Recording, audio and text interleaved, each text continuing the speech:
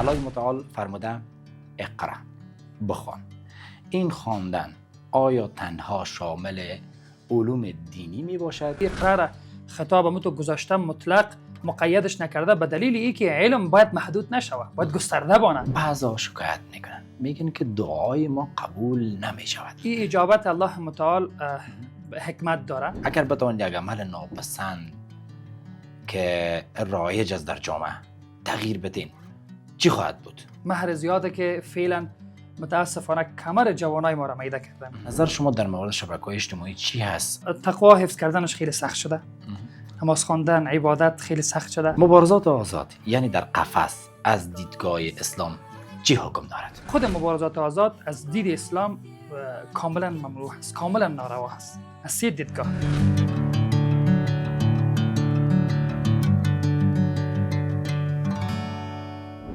بسم الله الرحمن الرحیم. سلام، وقت شما بخیر. به استودیوی من خوش آمدین. من حمید حبیبزاده هستم و مهمان بسیار عزیز و دوست داشتنی من استاد نثار احمد احمدی است که شما با نام، با چهره و با صدا و سیمایش آشنایی کامل دارین. دعوتگر جوان و استاد مهربان که میشه زنگ زدیم، حرف ما را لبیک گفتن و اومدن به برنامه. جناب استاد سلام، وقت شما بخیر، خوش آمدین به برنامه. و علیکم السلام و رحمت الله. سلام خدمت شما عزیزانی که در تالار هستن و عزیزایی که میل صدای ما را میشنون، ما را بیننده هستن. قربان شما جناب استاد، خوشبخت هستیم که خودت داریم در برنامه و شکر که کاملا صحت یاب هستیم. الحمدلله، خدا را شکر. الحمدلله بخیر و به سلامت باشی. یک برنامه من استاد داشتیم بسیار برنامه خوب، واقعا غوغا برپا کرد و وایرال شد. گپمون کسایی که انگلیسی خوان هستن سر صدا برپا کرد در مورد استاد. کسایی که معلومات نداشتن حتما در برنامه معلومات پیدا کردن، اما میخوایم در این برنامه کم موضوع را تغییر بدیم. جناب استاد اگه با من موافق باشین یک بحث جداگانه داشته باشیم. انشالله حتما. خوب است استاد؟ موافق هستم. بله. از نخستین سوال جناب استاد آغاز میکنیم. الله متعال فرموده اقرا، بخوان. این خواندن آیا تنها شامل علوم دینی می باشد یا علوم عصری را در بر میگیره؟ بله دقیقاً. الله متعال ذات حکیم و ذات احکم الحاکمین و عالم هست. اقرا، الله متعال وقتی اقرا گفته علمای تفسیر میگه مقید نیست، مطلق هست. الله گفته بخوان، نگفته چی بخوان. این اقرا خطاب حتی برای دکتر هست که طب میخونه. اقرا خطاب برای اقتصاددان هست. اقرا برای انجینر هست که به خاطر آبادی زمین کار میکنه. این اقرا برای هر علم هست که مصالح جامعه به وابسته هست. الله متعال اقرا نگفت اقرا علوم الشرعیه، اقرا الدین، اقرا القرآن، اقرا الحدیث. الى هیچ وقت مقید به این نکرده. الله متعال مقید به یک چیز دیگه کرده. اقرا باسم ربک، بخوان به نام پروردگارت. بخوان به نام پروردگارت. خواندن این مهم نیست که چی میخوانی، این مهم است که برای کی میخوانی. بله. آیا رضایت الله دی هست یا نه؟ بسیار عالم میشه، حافظ قرآن میشه، حدیث را یاد میگیره، اما سوء استفاده میکنه از دین. بله. عالم هست بجای از اینکه مفید باشه علم دین را خوانده، قرآن را خوانده، بالاخره استفاده برای ابزار شخصی خود میکنه. به همین خاطر خواندن این مهم هست که هر علمی که مصالح جامعه به وابسته هست باید رضایت الله متعال باشه. بله. به نام پروردگار باید بخوانیم. اگر قرآن میخوانیم، اگر طب میخوانیم، اگر کامپیوتر ساینس را میخوانیم، در هر جای، هر آدرس، هر علمی که هست دو منفعت مردم باشه، مصالح جامعه باشه، دو خیر هست و اقرا خطاب برامو هست. بله. شما ببینید که علم، الله متعال علم را یک وسیله برای شناخت خود قرار داده. بعضیا از آدرس کامپیوتر ساینس الله را میشناسه، مسلمان میشه. بعضیا از آدرس طب، بعضیا با نجوم میرن، به سیارات میرن، الله را به وحدانیتش اقرار میکنن، مسلمان میشن. این علوم در کل این علومایی که الحمدلله الله متعال خلق کرده و این اقرار خطاب متو گذاشته مطلق مقیدش نکرده به دلیل اینکه علم باید محدود نشود، باید گسترده بانه، باید حوزه های علمی، باید تخصص در گوشه های دین، باید مردم علم تلاش بکنن تا پیشرفت بکنن. اگر این اقرا خطاب ترا به عالم دین می بود، علم شرعی می بود، امروز ممکن که دین و قدر مثلا مسلمان ها شاید امروز که بعضی کشورهای اسلامی رو میبینیم که از لحاظ الحمدلله امکانات خیلی بالا هستن، مثل ایران. شما ببینید که موشک قاور پیما داره، دو ابر قدرت را الحمدلله تا بزنو در آورد. با چی؟ با برکتی که اونا از اقرا امو پیام خوب گرفتن. بله خواندن. به همین خاطر این قرار خطاب بر علوم اسلامی و علوم عصری هست. خلاصه کلام. بسیار عالی. جناب استاد، بعضا شکایت میکنن، میگن که دعای ما قبول نمیشود. مثلا ما دعا میکنیم زود استجابت نمیشود، این ناامید میشن. بله. دلیلش چی است؟ بدون شک الله متعال در قرآن کریم خودش وعده کرده ادعونی استجیب لکم، شما مرا دعا بکنید من حتما اجابت میکنم. اما این اجابت الله متعال حکمت داره. علما در کل میگن که یک انسان که واقعا با قلب خالص، واقعا یعنی با قلب کاملا اما تو پر درد و قلب که کاملا به طرف الله معلق باشه دست بلند بکنه، 3 بار دست بلند بکنه، یعنی الله متعال میشرمه که دست زیر خالی برک بگردانه. یک کسی بگه یا الله یا الله یا سبحان الله سبحان الله. به همین خاطر علما میگه دعای یک انسان حتما قبول میشه. اما وقتی عدم قبولیت به معنی از این نیست که نتیجه انسان دفتن باید نبینه. الله متعال دعای انسان را قبول میکنه. 3 حالت داره از خودش. اول حالتش این است که در وقت مناسب بر انسان میدهه، اجابتش میکنه. دومی که یک خطر رازی دفع میکنه. قرار بود که دم 2 سرکه بری موتر تکر بکنه و خیلی بالاخره خسارتمند شوی. این دعای تو جلوی تو خطرات را میگیره. الله متعال دفع میکنه. سومی که این دعا در روز قیامت مبدل به بسیار پاداش زیاد میشه. پس این که چرا الله متعال این دعا را زود بر انسان نتیجهش نمیده، چون ما نتیجه را میفهمیم، عواقب را نمیفهمیم. ما در مقابل الله مثل طفل خرده که در مقابل ما یک طفل خرد داریم، مثل ازی هستیم. بچه ما میگه برای ما شیرینی زیاد بده. دکترها میگه شیرینی خوردن برای طفل زیاد مضر است. زیاد تلاش میکنه که شیرینی پدر نمیده، به خاطر این حکمت است. بچهش میگه پدر چاقو را بده بر من، نمیده. چیزای مضر بر طفل خود نمیده، در حالی که این پدر بچه خود را خیلی زیاد دوست داره. اما چرا نمیده؟ به خاطر از اینکه میفهمه که عواقب خوب نداره. الله متعال بسیار چیزا را ما دوست داریم، عاقبتش خوب نیست، الله بر ما نمیده. با فکر میکنیم الله قبول نکرد. به همین خاطر خداوند در قرآن کریم میگه و عسى ان تکرهوا شیئا و هو خیر لكم و عسى ان تحبوا شیئا و هو شر لكم. بسیار چیزا را شما دوست دارین به بدیتان است، بسیار چیزا را شما بد دارین به خوبیتان است. سبحان الله. به خاطر که ما عاقبت را نمیفهمیم، الله ذات حکیم هست، اجابت دعا را به تأخیر میاندازه، در وقت مناسب بر ما نصیب میکنه. در این قضیه یک داستان بسیار جالب تجربه هست، اگر وقت باشه رو بگویم، خیلی کوتاه هم است. بسیار جالب است. یکی از دوستای ما پدر و مادرش از دست داده بود در خردترکی. ایره بیبیش کلان کرده بود. وقتی که جوان میشه بیبیش هم دست میده، نه کاکا داره نه ماما داره، بسیار تنها.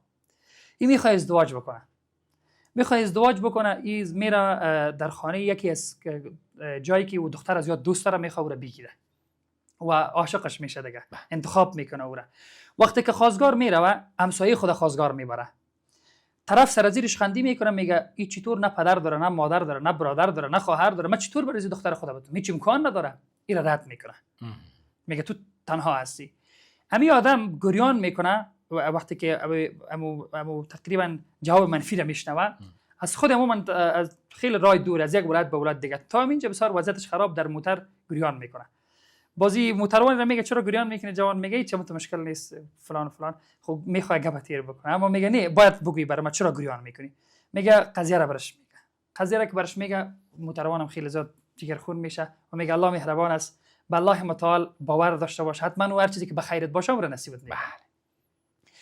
بعد از مدت 5 سال خبر میشه که همین دختر ازدواج کرده، مدت 4 سال میشه ازدواج کرده، جاش طفل نمیشه و شوهر زن میخواد زن دیگه بگیره بخاطر که جاش طفل شوه و جای همین دختر طفل نمیشه.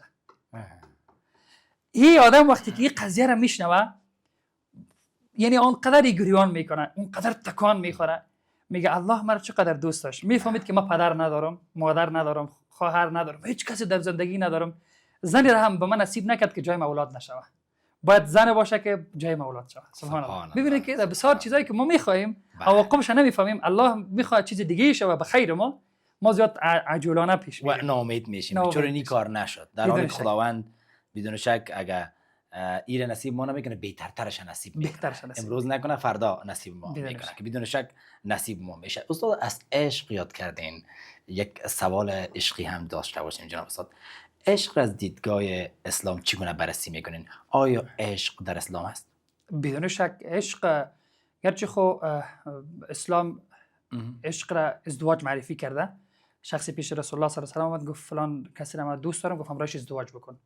رابطه زن و شوهری رمی ازدواج خودش عشق واقعی ازدواج است و عشق را حتی اسلام قسم معرفی کرده، میگه ازدواجتان باید عاشقانه باشه. یعنی به معنای اینه که شما در ازدواج خدا ناخواسته رابطه نامشروع داشته باشید. ازدواج عاشقانه یعنی انتخاب، عشق انتخاب است. بله. این را میبینی خوشت میآید، در قلبت جای میگیره. متوجه هستین؟ اسلام میگه شما قبل از ازدواج دختر را ببینین، دختر شما را ببینین. یعنی ببینید که اسلام برای عشق اهمیت داده. عشق یعنی انتخاب، یعنی محبت که یک درجه از محبت هم بالاتر که در قلبت یک چیز را جای میدی. و اسلام نمیگه کورکورانه شما ازدواج انتخاب بکنین. فعلا در جامعه ما شما این گونه است، کورکورانه است اکثریت. بدون شک یک دوست ما بود میگه آله خب من هیچ نمیشه که دختر آدم ببینه، خب برو شهر شب دعا میکنم خدا یک دختر خوب به من نصیب کنه که مادر مرد که انتخاب کردم. توکل به خدا. اما من میگم که جوانا باید عاشقانه انتخاب بکنن. بدون شک عشق در اسلام جایگاه خوب داره. عشق یعنی ازدواج، عشق یعنی رابطه دائمی که حتی با پای هم دو زوج پیر شون و یکدیگر را دوست داشته باشن، به خاطر یکدیگر فداکاری بکنن. عشق نه ای که رابطه نامشروع باشه، آبروی عزت دو طرف بره و دیگه هیچ خیری نباشه. و واقعا هر کسی را که دوست دارن پابند به او باشن جناب استاد و امرایش ازدواج بکنن، نامردی نکنن. چون نامردی کار خوب نیست. جناب استاد، یک مسلمان چگونه میتواند میان پیشرفت علمی، کار حرفه‌ای و مسئولیت‌های دینی خود تعادل برقرار کند؟ بدون شک این قضیه از اسلام الحمدلله آمده تا تعادل را برقرار بکنه. یک انسان که تنها به خاطر آخرت کوشش بکنه در اشتباه است و یک انسانی که تنها به خاطر دنیا کوشش بکنه این هم در اشتباه است. اسلام آمده تا ما را در میان دنیا و آخرت قرار بده، یک تعادل را برقرار بکنه و آخرت را اولویت زندگی ما قرار بدیم و زندگی ما نرمال پیش بره. شما ببینید که ما چگونه تعادل قرار بدیم در میان دنیا و در میان آخرت. همون یک چیز است. در میان علوم عصری، کارهای حرفه‌ای و آخرت. ما وقتی یک کار را انجام میدیم در نهایت هدف ما، نیت ما باید خیر باشه. وقتی نیت ما خیر بود او عبادت هست. اگرچه گفتم که یک کسی میآید ساده ترین کار را میکنه، یک بوت جور میکنه، بوت ساز است، شرکت بوت داره، به خاطر که آسایش برای مردم شوه. اگر نیتش خیر برای مردم باشه یه عبادت هست. حتی یک انسان میآید کار میکنه روزی حلال پیدا میکنه، روزی حلال، اینمی عبادت هست.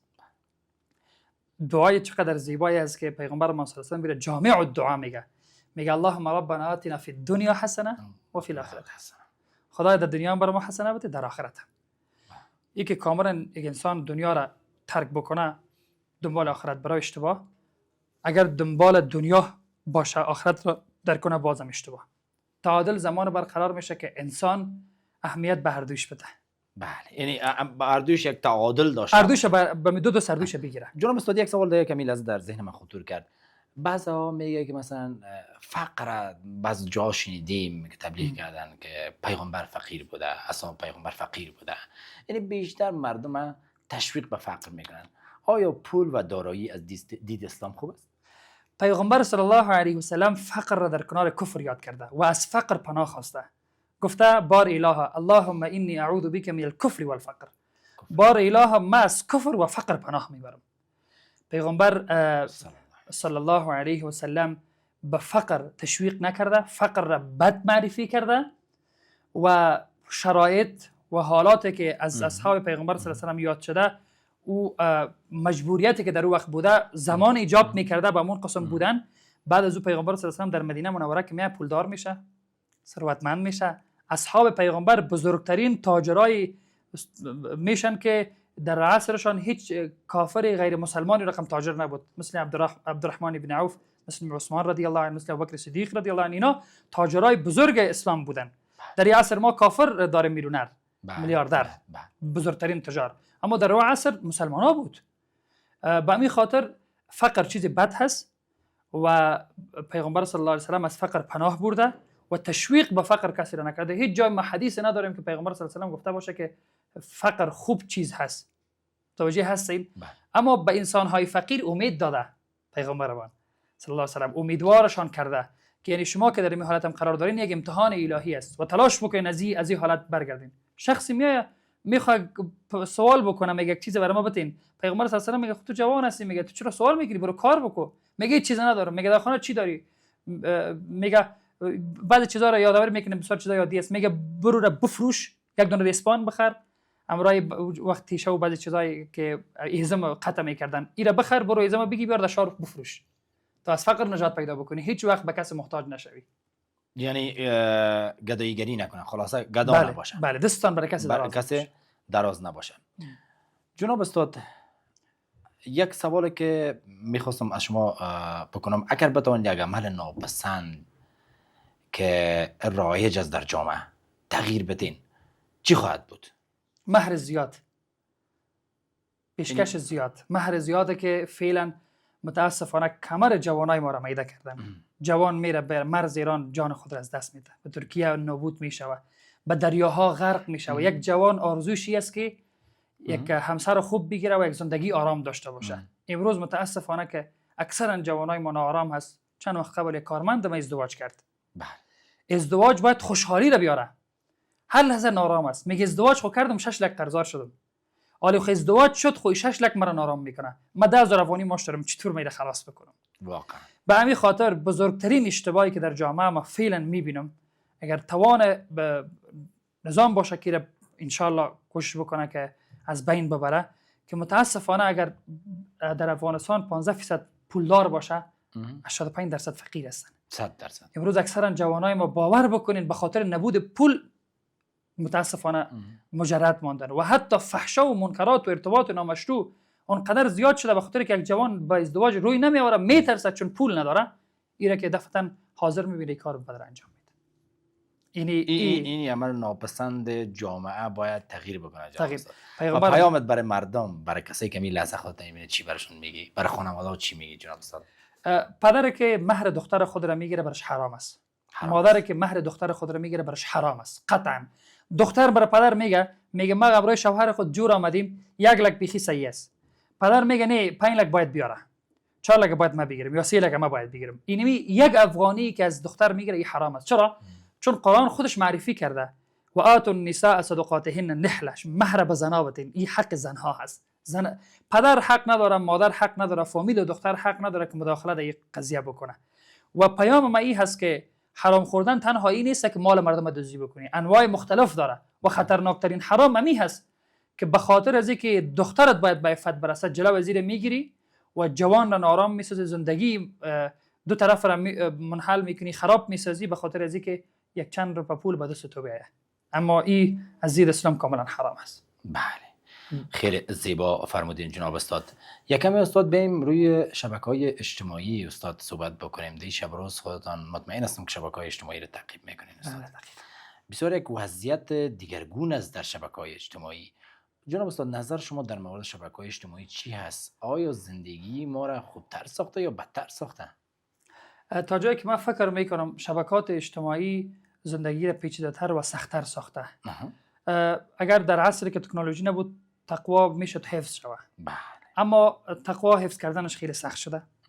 نماز خواندن، عبادت خیلی سخت شده. به خاطر چی؟ امی صفحات مجازی بدون شک مثبت هیچ وقت تولید نمیکنن. اگر مثبت تولید دارن 80% 70% منفی هم تولید دارن. کس نمیبینه استاد. مثلا ما خود صحبت کنیم مثبت گپ بزنیم، باور کن اگر 100 نفر ببینه، یک کسی که میاد چتیات میگه، یعنی دور از شرف انسانیت حرف میزنه، ببینی که بس صدها نفر دنبال کننده داره. دقیقاً. ما چند روز قبل یک تیک تاکر ما دیدم که 2 میلیون فالوور داشت. ما اونجا که رفتم دیدم که او توهین به اسلام میکنه. ما گفتم این 2 میلیون، بعضی اوقات در پیغمبر صلی الله علیه و آله میگه که در روز قیامت بعضی انسان ها تنها خودشون به جهنم نمیره، هزارها نفر خود دیگر هم کشکده میبرن به جهنم. امروز کسایی هستن که در رأس قرار گرفتن، متاسفانه جوانای ما را گمراه کردن و کوشش میکنن که به طریقی. به همین خاطر پیغمبر ما صلی الله علیه و آله میگه زمان آخر که میشه دین را نگاه کردن مثل حقوق به دست بگیری. و شبکه‌های اجتماعی واقعا پیچیده در ساخته زندگی را. در اصل دیانت را آمارش آورده پایین. رای حل به این هست که باید در هر فامیل، کلان فامیل، بزرگ فامیل باید در برمی صفحات باید محدودیت وضع بکنن. حتی در کشورهای استاد مثل استرالیا، مثل لندن، کشورهای اروپایی تصمیم گرفتن که مثلا زیر سن 17 سال باید محدودیت وضع شود. بله. برای صفحات اجتماعی خبر شدم. بله. اما متاسفانه که در افغانستان ما یک نوجوان 10 ساله رو میبینیم که تلفنش از مکه خوب شد و 24 سال ببینید صفحات اجتماعی هست. هر چیزی که بخواد میتونه ببینه. پدر تلفن میخره برای فرزند خود، روش استفاده کردن برای زیاد نمیده. من نمیگم تلفن کاملا بد است، میتونه پدر از روی کنترل بکنه، به بهترین راه سوق بده. اما متاسفانه که استفاده از صفحات منفی است بیشتر. یعنی در حال حاضر فرهنگش نامده در افغانستان. ما فرهنگ استفاده صفحات اجتماعی را درست نمیدانیم. همین گونه است. اگر استاد در دوران پیامبران در عصر که آنها بودن امی شبکات اجتماعی می بودند، آیا استفاده میکردن؟ بله، بدون شک. پیغمبرها از اینترنت فرار نمیکردند، بلکه از اینترنت به خاطر رساندن پیام الهی استفاده میکردند. دلایل در کجا هست؟ به چی دلیل؟ دلیلی که پیغمبرمان صلی الله علیه و سلم به خاطر رساندن دین از جزیره العرب بر فارس و روم نامه روان میکنه، پیام دین رو روان میکنه، سفیر روان میکنه به کشورهای مختلف و گسترش میده قلمرو اسلام را تا کوشش میکنه که دین برای کلگی برسه. و اگر صفحات در عصر پیغمبرا می بود حتما پیغمبرا استفاده میکردن، اما نه استفاده که ما میکنیم. اونا استفاده مثبت میکردن و دین را از این طریق ارسال میکردن برای غیر مسلمانان و دین را پخش میکردن و استفاده مثبت میکردن. بدون شک جناب استاد شما خیلی استفاده خوب از صفحات اجتماعی میکنین. من شما را دنبال میکنم و بسیار آموزنده هست ویدیوهای شما. هر کسی که جناب استاد فالو داره مطمئن هستم که از استاد یک چیز را میآموزه و صحبت های استاد گوش میکنه، مطمئن هستم که مستفید میشه و باید همین گونه باشه استاد. یعنی چیزای مثبت انعکاس داده شه، منفی باید ما کنار بگذاریم، چون ما در جامعه زندگی میکنیم که بسیار عقب مانده هستیم و باید ما برای پیشرفت جامعه خود کار بکنیم. جناب استاد یکم باز یکان سوال شخصی بکنم، راز موفقیت شما در چی است جناب استاد؟ نام خدا خوب میدرخشین، در صفحات اجتماعی میدرخشین، در رسانه ها هستین و میبینیم خودتان. ما حفظ صاحب گرامی، من میگم هنوز موفق نشدیم در دنیا. تا فی الحال هیچ کسی موفق نشده، چون موفقیت تنها شهرت نیست که پیش مردم مشهور شوی و تنها این نیست که مثلا بیان دین را بکنی. موفقیت واقعی او زمان رخ میده که ما و شما از جهنم خلاص شویم و بهشت برویم. فمن زحزح عن النار و ادخل الجنه فقد فاز. به همین خاطر در دنیا هر کس از موفقیت صحبت میکنه، میگه من پولدار شدم، میلیونر شدم، مشهور شدم، قدرتمند شدم. در کل اینها هر چی باشه آخر دنیا هست. روزی ترک شدنی هست. روزی کل ما و شما دنیا را ترک میکنیم، آخرت در پیش روی داریم که دنبال او موفقیت باید باشیم. و ما خود را تا فی الحال حس نمیکنم موفق باشم. البته موفقیت واقعی که در زندگی ما رخ میده الله متعال نصیب بکنه بهشت. انشالله خداوند همه ما را نصیب بکنه، برای همه ما نصیب بکنه. برای شما همچنان دعا میکنیم و هر کسی که میبینه این دعا را برای حق برادر مسلمان خود حتما بکنه. جناب استاد بزرگترین سوء تفاهمی که مردم درباره شما دارند چیست؟ چی میگوین استاد؟ بسیار سوال خوب کردین. از کل سوالات مثال مرزیت خوشم آمد. دو سوء تفاهم اکثریت مردم در مقابل ما دارن. چی میگن؟ یک سوء تفاهمی که میگه زیاد مغرور و متکبر هستی. اکثرا کسایی ما خیلی میگه رد میکنه. او کسایی که واقعی مرا میشناسن رد میکنن، اما یک کسا سوء تفاهم میکنن. گناهشون هم نیست. بر ما پیام زیاد میاد. مثلا روز شده که 2000 پیام بر ما آمده. در میان یگان تا بسیار بی‌حوصله است. بازم تو دو میزنه، میگه تو قدر مغرور هستی، تو قدر در جای رسیدی که ما پیام مرا جواب نمیدی. چند روز که عملیات شده بودم، یک چند تا پیام کرده بود، سوال میکرد. ما تلفن دور بودم، ایت تو چتیات گفته بودن، باز ما گفتم ما عملیات شدیم، در بستر هستم. بسیار شرمیدن، برای ما پیام کردن ببخشیم. اگر ما پیام جواب نمیدم، اگر در بعض انسان ضعیف است، ناتوان است، الحمدلله تکبر و غرور ندارم، در وجود ما این چیزا نیست. خداوند ما را از دو عمل بد دور بگردانه، تکبر. دومین سوء تفاهم که مردم زیاد دارن، میگه خودت فتوا در بسیار موارد فتوا میدی، تو مفتی هستی. متاسفانه مردم ما فرق میان فتوا و فرق میان بیان کردن مسائل شرعی را ندارن. من میگم علامه قرطبی صاحب، من میگم ابن تیمیه رحمه الله، من میگم امام غزالی رحمه الله فلان چیز را در کتابش از فلان آیات اینی برداشت کرده. الله متعال این چیز میفرماید، پیغمبر صلی الله علیه و سلم در احادیث فلان شماره اینی چیز گفته. ما بیان میکنم چیزی که علمای ما بیان کرده، اما میان تفاهم میزنم میگه مفتی است. توجیه هستی؟ به این خاطر بسیار مردم سوء تفاهم به این دارن که استاد تو چرا فتوا میدی، چرا مفتی هستی، در حالی که اکثر این مسائلی که ما بیان کردیم همون مسائلی که پیش مردم زیاد غوغا برپا کردن، برن تحقیق بکنن از علمای سلف تا علمای خلف. جناب استاد، بزرگترین اشتباهی که شما کردین و درس بزرگ برای شما داده باشه چیست؟ ما 2 سال قبل بیشتر وابسته برای انسان ها بودم، تکیه بر انسان ها داشتم و امید بسته میکردم برای حتی انسان های دور نه، انسان های نزدیک زندگی ما و یعنی کسایی که در اطراف ما و اشخاصی که به ما زیاد نزدیک هستن. توکل کردن و اعتماد کردن بر انسان ها این بزرگترین اشتباه ما تا جایی که فکر میکنم در کل انسان ها هست. یعنی هر انسانی که بر انسان تکیه بکنه یک روزی او تکیه‌گاه از بین میره، خالی میشه. انسان باید یاد بگیره که تنها چگونه زندگی خود را پیش برده میتونه، چگونه انسان به الله متعال باید توکل بکنه و بتونه بدون از اینکه به انسان ها وابسته شود کار خود را پیش ببره. شما ببینید که ما چند سال قبل بالای کسایی ما اعتماد کردم که چنان بر ما درس زندگی دادن که من تا که زنده هستم الحمدلله پخته ترین انسان شاید ما باشم.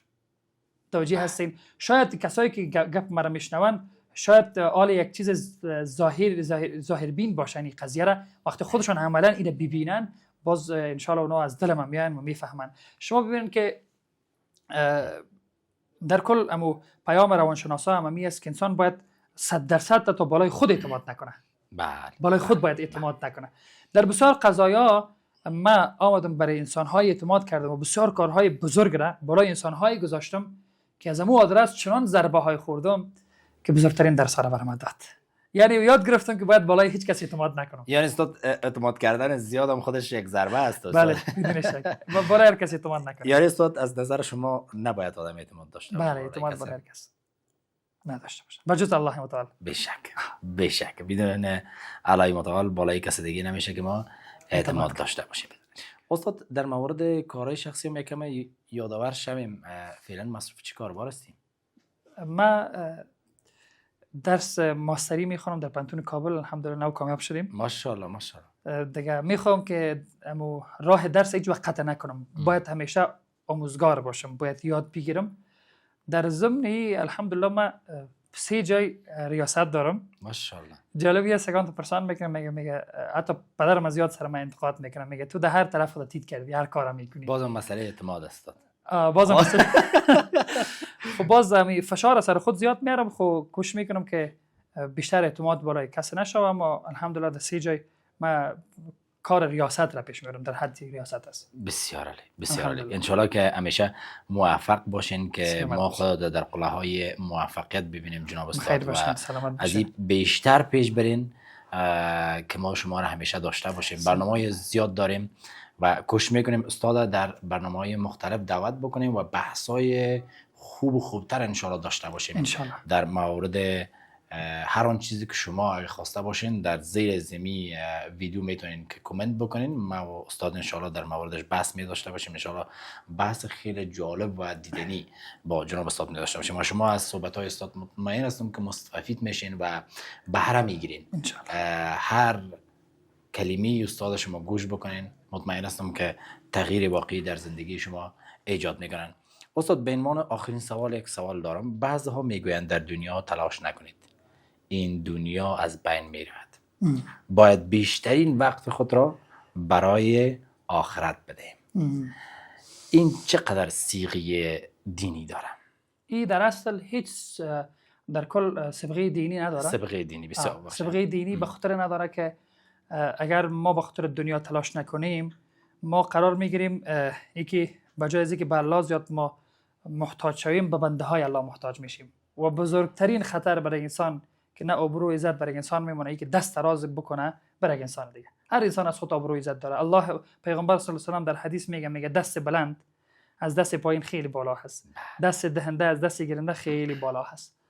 به همین خاطر تلاش در زندگی خوب هست، مالدار شدن، پولدار شدن خیلی خوب هست، به شرط ای که این پولدار بودن و این دارایی دار شدن این موارد انسان را از یاد الله غافل نکنه، از آخرت غافل نکنه. تا حدی میتونی سرمایه دار شو، مغرور نما باش، بله. از خدا بله، دور نشی. تا حد پولدار باش که پولت هیچ کس نداشته باشه، اما تا حد دیندار باش که دینداریت هم کس نداشته باشه.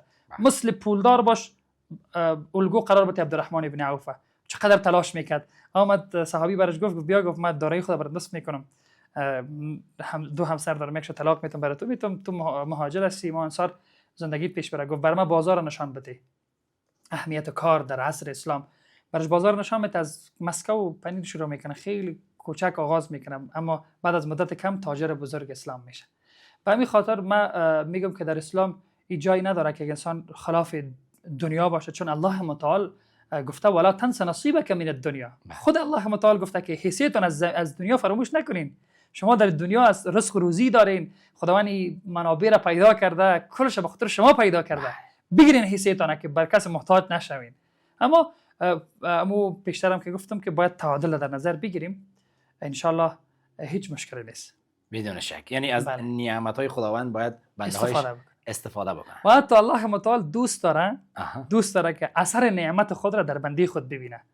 یک روز کسی بالای یک عالم زیاد انتقاد کرد، گفت در لنکروزر سوار میشه که چقدر زندگی خوب داره، چرا کسایی که تقوا داره باید لنکروزر نداشته باشه، باید تعمیر خوب نداشته باشه، باید یک جای فقیرانه زندگی بکنه. من گفتم این گپ اصلا یا عقده‌مندانه میگی یا حسد میکنی، اما این خلاف شریعت از حرف تو. الله متعال دوست داره، خوش داره که اثر نعمت خود را در بنده خود ببینه.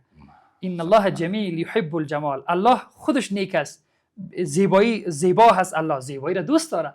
چی زیبا است که ما زیبا بپوشیم، زیبا بگردیم، زیبا خانه داشته باشیم، خوب موتر داشته باشیم، اما الله را فراموش نکنیم. حالا بسیار کسایی است که فقیر است، نافرمان الله است. تنها فقیر بودن خو امتیاز نیست که انسان فقیر باشه، این دوست خدا است. متوجه هستیم؟